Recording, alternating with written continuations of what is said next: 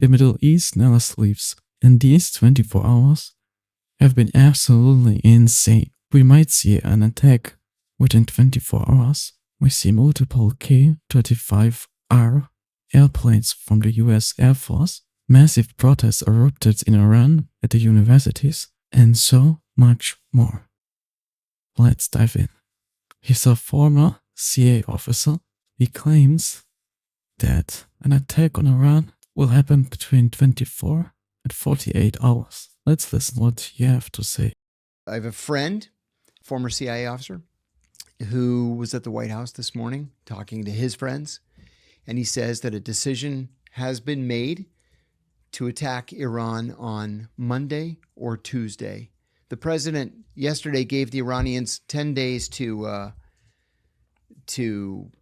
accept our proposals for an end to their ballistic missile program, an end to their uranium enrichment program, an end to supporting groups in the Middle East like Hamas and Hezbollah and the Houthis. But he's done this before. Well, he'll give you 10 days, he'll give you 2 weeks, and then he'll just attack 2 days into it. He thinks that keeps people off balance. And so he said that there are battle lines, that the anti-war forces are J.D. Vance and Tulsi Gabbard. He said that That's it. He said the pro-war people are led by Marco Rubio and include Pete Hegseth, and now the Joint Chiefs of Staff. And I stopped him on that point this morning, and I said, wait a minute. I said, during the Iraq War, at the start of the Iraq War, the most stridently anti-war component was the Joint Chiefs of Staff. They were always the last ones that wanted to attack because they know what war is. And he said, but you forget, Trump has replaced all of the Joint Chiefs this year, in the past 12 months. Which I had forgotten. Any of these four-star generals who, had worked their way up through the ranks, but had served under Biden, he fired all of them. All of them. And he promoted people that he knew would be politically loyal.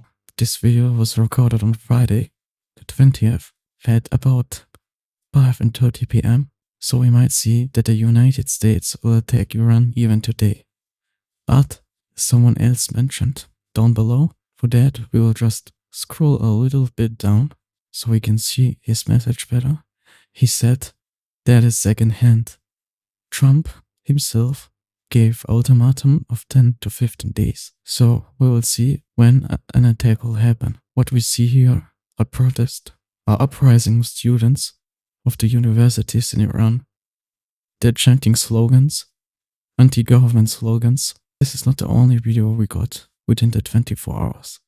If we scroll just a little bit up, we can see there are massive protests. At this particular one, we see protests storming a university of science. This is in the main city from Iran, in Tehran. While all of this happens, the US makes one of the biggest deployments to the Middle East. The United States deployed more than 150 military aircraft to the Middle East. This is the largest build-up since the invasion and the presence in Iraq 2003. While the United States continue with the build-up, Iran might have bought from the Chinese supersonic missiles, posing a new threat to the United States Navy. The anti-ship cruise missiles we are talking about are CM-302. The CM-302 can travel up to 290 kilometers and are designed to outmaneuver naval defenses. All of this happens while the missile negotiations are continuing. The United States President Donald Trump stated again that a tough stance would be taken if a deal is not reached regarding Iran's nuclear program.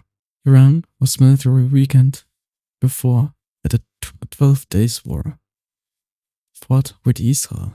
In addition to that, Iran is probably obtaining more Chinese surface-to-air missile systems, anti-ballistic weapons, and anti-satellite technology. The goal of Iran is to harm the United States. Historically seen, China was a significant arms supplier to Iran in the 1980s. The US Navy fought aircraft carrier Gerald R. Ford should arrive in the eastern Mediterranean Sea in about 4 days.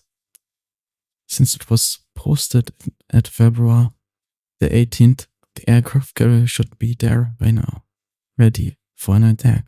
While all of this is happening, Reza Pahlavi, the Crown Prince of Iran, stated a message on X saying that the regime deployed undercover agents to carry out massacres. These efforts included exposing documents and images of the killings, identifying their perpetrators, returning the bodies of the fallen, and aiding detainees. Yet he stated that the number of resources of Iran are limited.